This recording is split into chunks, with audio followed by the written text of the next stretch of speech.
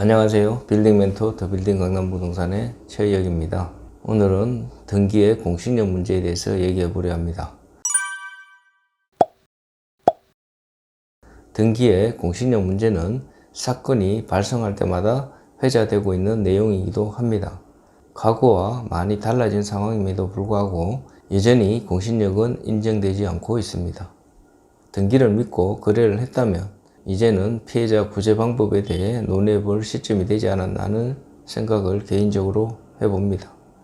과거에는 명확하지 않은 권리관계 때문에 국가가 모든 것을 책임지기에는 너무 많은 위험이 노출되어 있었고, 지금은 대부분 권리관계가 명확해진 시점에서 더 이상 피해자가 발생하지 않도록 하는 것이 좋지 않을까 하는 생각이 듭니다. 물론 공신력이 주어진다면 절차 면에서, 시간 소요 면에서, 비용 면에서 단점이 발생할 수 있을 것입니다.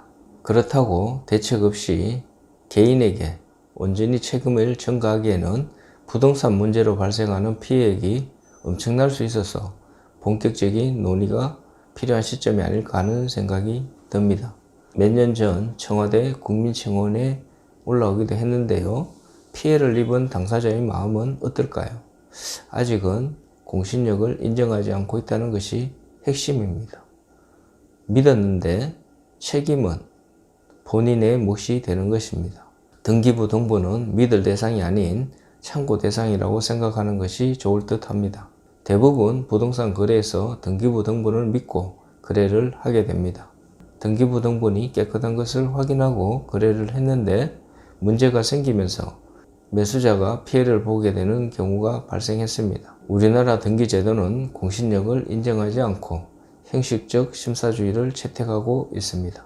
형식적 심사주의는 부동산 등기 신청을 할 때 등기할 사항에 일정한 형식적 요건을 구비하고 있는가를 심사하는 권한만을 등기관에게 부여하는 입법주의를 말합니다. 공시력은 있지만 공신력은 없다는 것입니다. 문제가 발생했을 때는 국가가 책임지지 않는다는 것입니다. 결국은 서류를 보고 판단하는 것이 등기소에서 하는 일이며, 문제가 발생했을 시 잘잘못은 당사자가 따져야 한다는 것입니다. 물론 흔한 일이 아니기에 유수가 되는 것입니다. 그렇다고 나에게는 일어나지 않는 일이라고 단정하기는 어렵습니다. 부동산은 적지 않은 자본금이 들어가는 만큼 피해를 입게 되면 규모가 상당해집니다. 구제 절차는 쉽지 않습니다. 피의자를 상대로 배상 청구를 하는 것 외에 딱히 방법이 없어 보입니다. 지불 능력이 없는 피의자를 만나면 구제 대책이 없다는 것을 의미하는 것입니다. 그런 만큼 거래를 할 때 좀 더 신중하게 확인해야 할 필요성이 있는 것 같습니다. 등기부를 믿고 거래를 했다 피해를 입은 사례들이 종종 나오고 있습니다. 지금은 시스템이 많이 포함되고 있어 확률적으로 높지 않지만 가능성이 있다는 것에 신중해야 하는 것입니다.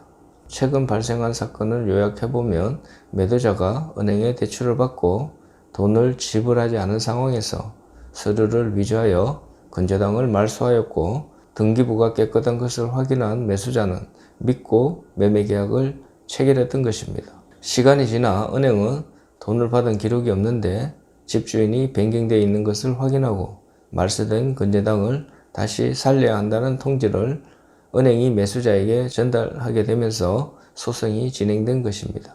결과는 어떻게 되었을까요? 당연히 은행이 승리를 한 것입니다. 결국은 등기부의 공식력 문제가 판가름을 하게 된 것입니다. 등기부를 믿고 거래를 했다고 하더라도 사실관계가 다르면 그것은 매수자의 책임이라는 것입니다. 우리나라의 등기부는 공신력이 없다는 사실을 알지 못하는 사람들이 많이 있습니다.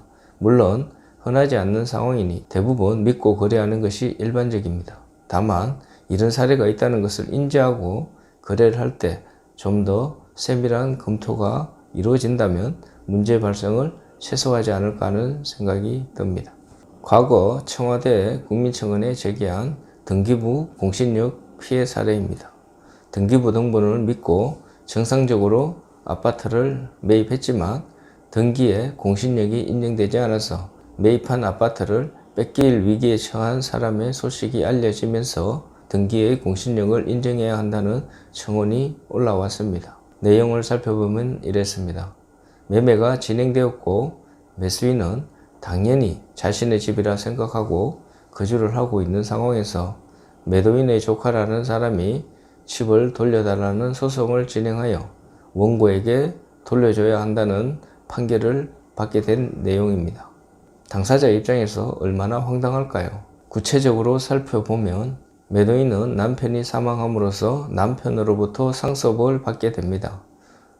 상속 등기를 통해서 등기부 등본상에 매도인이 아파트 소유자로 변경되었고 등기부 등본상의 소유자가 된 매도인이 매수인에게 아파트를 팔았습니다. 매수인은 잔금까지 다 치르고 등기부 등본상의 소유자가 되었습니다. 통상 이쯤으로 끝나는 것이 보통의 거래 사례입니다. 매도인은 돈을 받았고 매수인은 아파트로 내 집 마련을 하게 되는 상황인 것입니다. 그러나 여기에는 매수인이 알지 못하는 사건이 숨어 있었던 것입니다. 매도인은 내연남과 짜고 남편에게 니코틴 원액을 주입하여 살해한 사실이 밝혀졌습니다. 따라서 매도인이 받은 상속은 무효가 되었고 매도인의 상속이 무효가 되자 상속권자가 새롭게 나타나게 된 것입니다. 상속권자는 현재 등기부 등본상의 소유자인 매수인을 상대로 아파트를 돌려달라고 소송을 제기하게 됩니다. 법원은 상속권자의 손을 들어주면서 매수인은 안타까운 상황에 놓이게 되면서 큰 피해를 보게 된 것입니다. 이것이 등기부 등본의 공신력의 문제인 것입니다.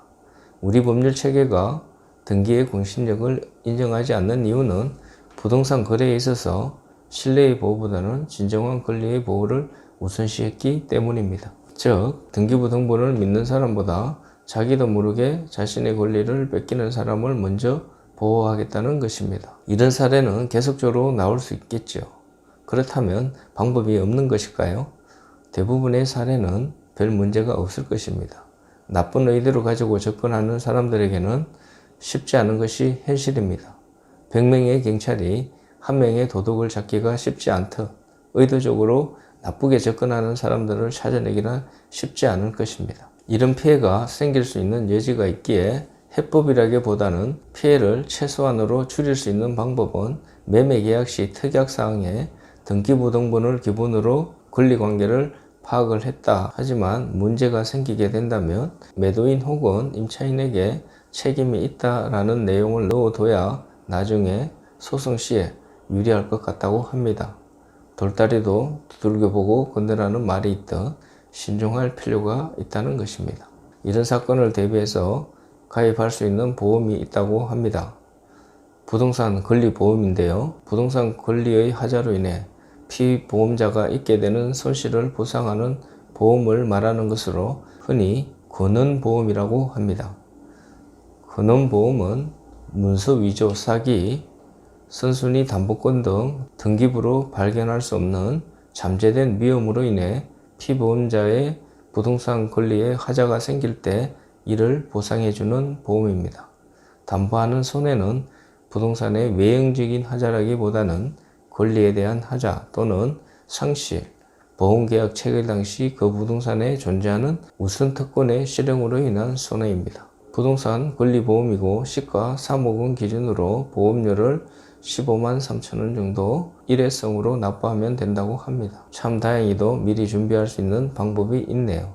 많은 돈이 오가는 만큼 사기꾼도 많을 수 있습니다. 모든 거래는 너무 믿는 것에서 문제가 발생합니다. 자신이 알지 못하는 것을 알지 못한다는 생각으로 알아가는 과정이 필요합니다. 피해 사례를 반면교사로 삼아 부동산 거래에서부터 단순 계약이 진행되는 상황에서도 한 번쯤은 의심되는 것은 없는지 검토할 필요성이 있습니다.